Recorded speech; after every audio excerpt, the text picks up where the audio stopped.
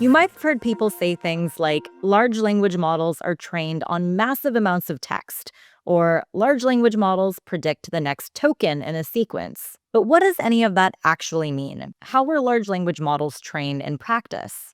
In this video, we'll walk through the steps it takes to train large language models that behave as helpful assistants, follow instructions, use tools, and just generally respond with the right kind of vibe. Step 1 is pre-training. During this phase, the model is trained on a task called next token prediction. This essentially means the model is given a sequence of text, and its task is to predict what comes next. One of the advantages of model pre-training is that it's a type of self-supervised learning, meaning you don't need to go through the effort of labeling the whole training dataset. Instead, you take a lot of data from publicly available sources, and you create the pre-training dataset by chunking this data into inputs and outputs. For example, if this document about houseplants was part of your pre-training dataset, you could chunk it into a dataset that looked something like this. The model's training task is to correctly predict the next word in the sequence. In order to do this effectively across a diverse set of inputs, the LLM implicitly learns patterns about language, writing styles, and even some world knowledge, like how the monstera is an easy-to-care-for houseplant. While the labeling strategy isn't super complicated, what is complicated about pre-training is doing this at scale. This phase of LLM training is a massive engineering challenge. Because models are too large for a single chip, engineers must use complex parallelism to split the model and data across thousands of interconnected GPUs. They also need to implement strategies for automated recovery systems to handle crashes and massive pipelines to pre-process the petabytes of training data. But if you do all of that successfully, you have a model that can take in a prompt and use its vast world knowledge, understanding of language, and sense of how different kinds of documents work to produce a response. Now, unless you're a developer who actually trains LLMs, it's unlikely you've interacted directly with a model that's only gone through pre-training. Even though pre-trained models, particularly the more recent and sophisticated ones, are fairly capable, they can also be unpredictable and unaligned. So there's still a lot of work that needs to happen to get the LLM to be ready for use in a production environment. And that is where model post-training comes in. Post-training is the phase where we refine model quality and focus on alignment so that the generated answers are safe, well-formatted, helpful, more accurate, and pleasant to engage with. Often, post-training involves two different training strategies: supervised fine-tuning, or SFT, and reinforcement learning, or RL. In SFT, we train the model on gold standard interactions that demonstrate the behavior we want it to learn. During RL, the model generates many answers and a separate reward model grades them. The reward model gives points for helpful, safe, and accurate responses, pushing the model towards the behaviors we want, and penalizes responses we don't want. Let's dive into both of these in more detail. So let's say you wanted the model to learn how to create a friendly conversational response to a question like a helpful assistant. To do this, you might create a data set of prompts formatted as questions like, "How do I make gluten-free muffins?" and the corresponding answers that demonstrate the helpful assistant style. During SFT, the model is fed the prompt, it produces a response, and then the loss is measured between the predicted response and the gold standard response, which is the label, and that's used to update the model's weights.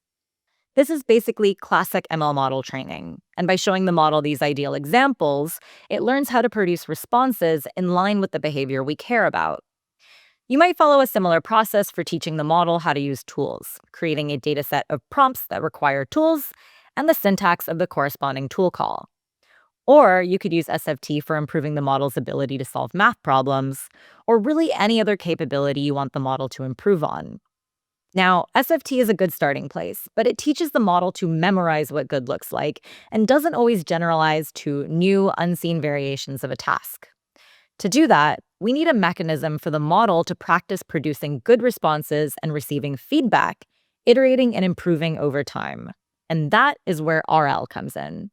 In RL, you have the model generate responses to prompts that are salient to the task you want the model to learn.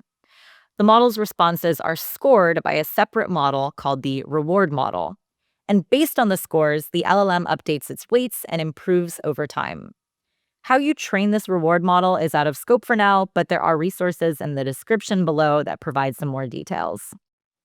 One way of thinking about the differences between SFT and RL is that SFT sets the floor. It ensures that the model is at least competent. It understands the basic format of a list, a code block, or an answer to a question. RL raises the ceiling.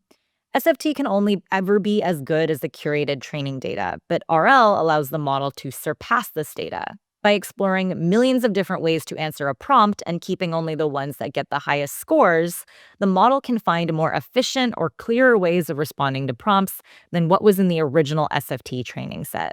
In practice, the balance between SFT and RL is still an open question, and there's no standard ratio of how much to do either step. But while the exact training recipe will differ between different state-of-the-art models, the high-level components are the same. And at least for now, that means some combination of SFT followed by RL. So far, we've talked through the core components of how LLMs are trained. But there's one missing piece. How do we measure any of this? Anytime we train a model, we need to have some way of quantifying how good the model is at the task we care about. Are the experiments we're running actually improving the model's ability or just wasting valuable compute? Measuring success in pre-training is fairly straightforward. All we care about is whether the model is getting better at predicting the next word. But while pre-training focuses on how well does the model predict the next word, post-training focuses on questions of alignment, like how well does the model follow instructions and behave like a safe, friendly, and helpful assistant? And all of that can be a little harder to measure. For closed domain problems like math or coding, you might test the model's abilities on a dataset of problems and check if the model produced a correct answer. This is the score you track towards to see if SFT and RL are actually improving the model's skills. The more questions in your test dataset that the model gets right, the better it's doing.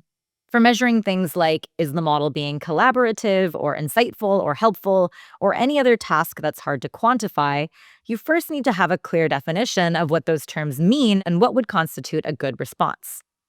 For example, here's how you might define what it means for a model to be helpful. When you have that defined, you can use this criteria to evaluate the model's response. First, you curate a test set of relevant prompts. In the case of helpfulness, pretty much any prompt could be considered relevant because we always want a model to respond in a helpful way.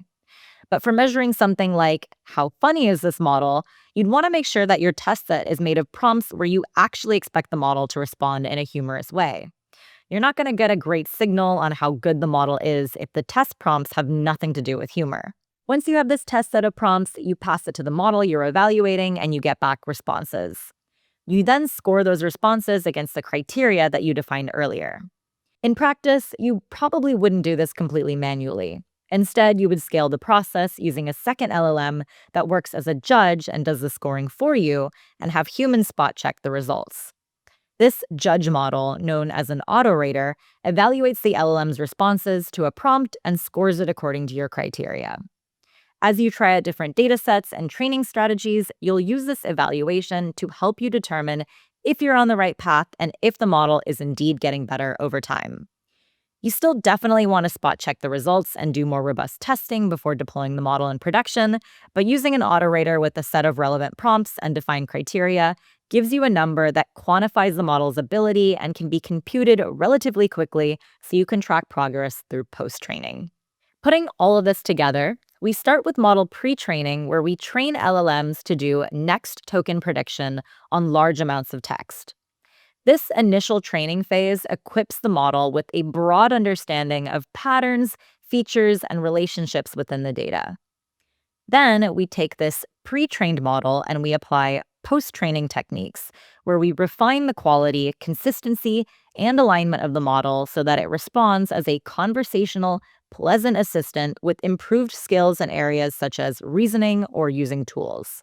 A lot of data, experiments, and compute later, and we have a trained large language model. Let me know in the comments what you want to learn about next. I'll read the research papers so you don't have to.